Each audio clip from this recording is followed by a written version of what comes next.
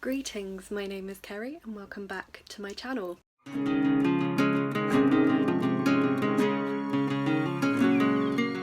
Bit of a different video today, and one I'm not entirely sure I'm actually going to post, but I wanted to film it anyway and get it out there because it's a really important conversation and it is an attempt to normalise it for myself. I mentioned in my December wrap-up, if you watched that I'd been suffering from anxiety a lot in December. It's actually not just anxiety I've been dealing with. I had a minor car accident at the end of November, and since then have been really struggling to drive, and have been diagnosed with post-traumatic stress disorder as a result of that. This has had some impact on my life. On the day I'm filming this, I should be at work, but I'm not. I have been given a couple of weeks off because my job requires driving and I'm not capable of doing that at the moment. I'm hoping I'm not going to be off for very long, but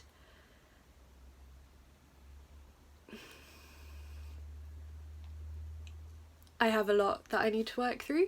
I've started some counselling, and my work arranged for me to have some counselling through them, which has been really beneficial. And also, so that's called solution focused counselling, which is what they offer.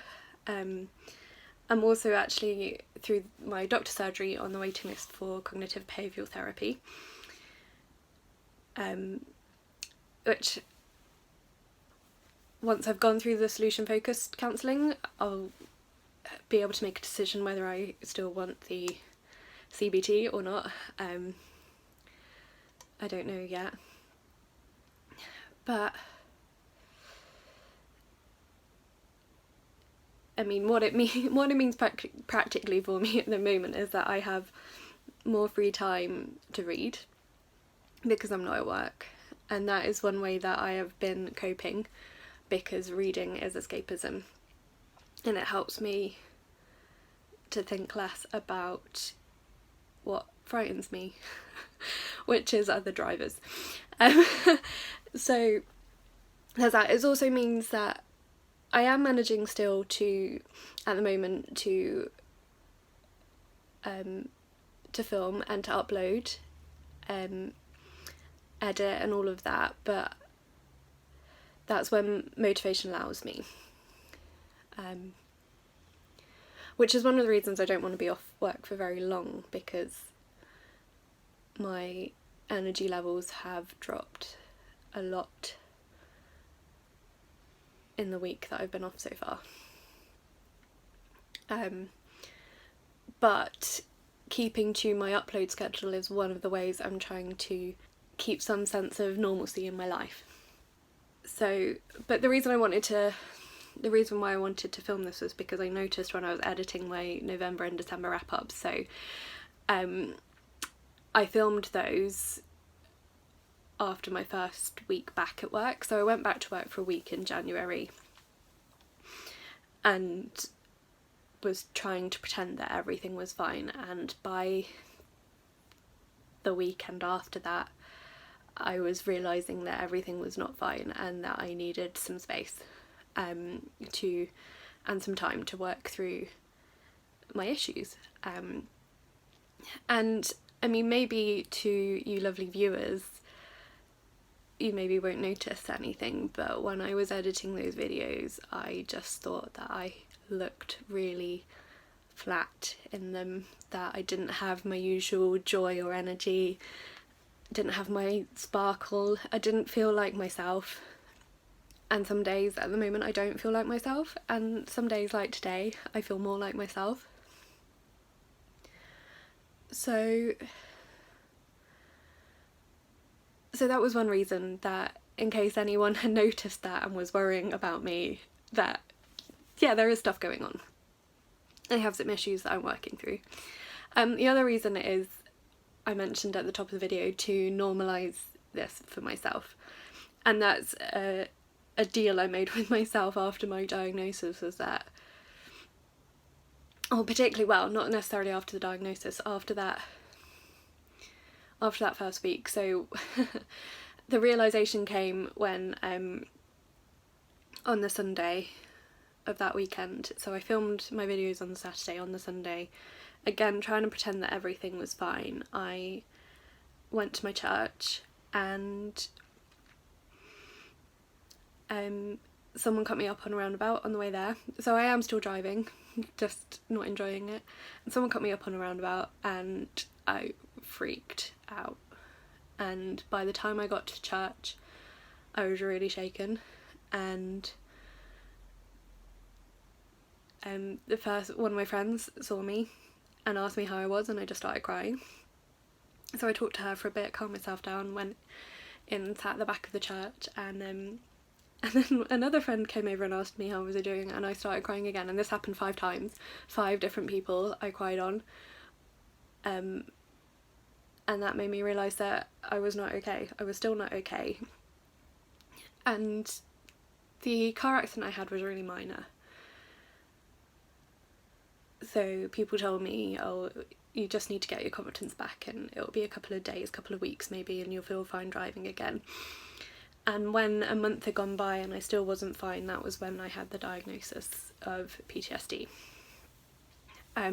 After that Sunday, I called in sick to work the next day, made an appointment with the doctor, and the doctor prescribed me some anti-anxiety medicine to take when I feel distressed, and also signed me off work for a couple of weeks, and has been really supportive. My doctor's surgery have been great. My friends have been great. I've got a great network around me, a lot of people rooting for me.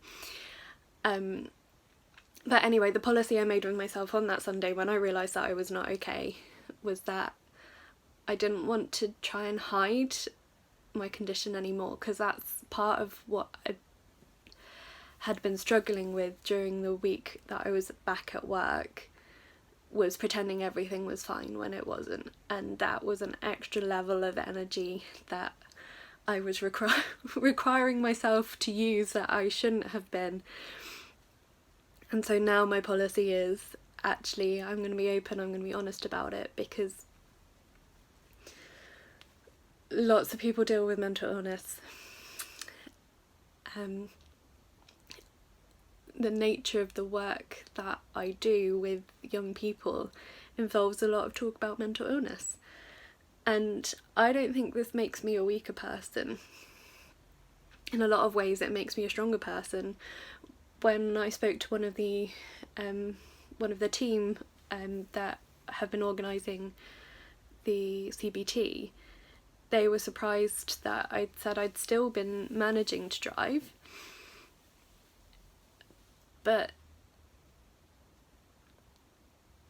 and I mean, I've since been encouraged to keep driving even though it scares me, so that the more I do it, hopefully the less I'll be scared. I've forgotten what my point was that I was making. Yeah, so lots of people deal with mental illness all the time.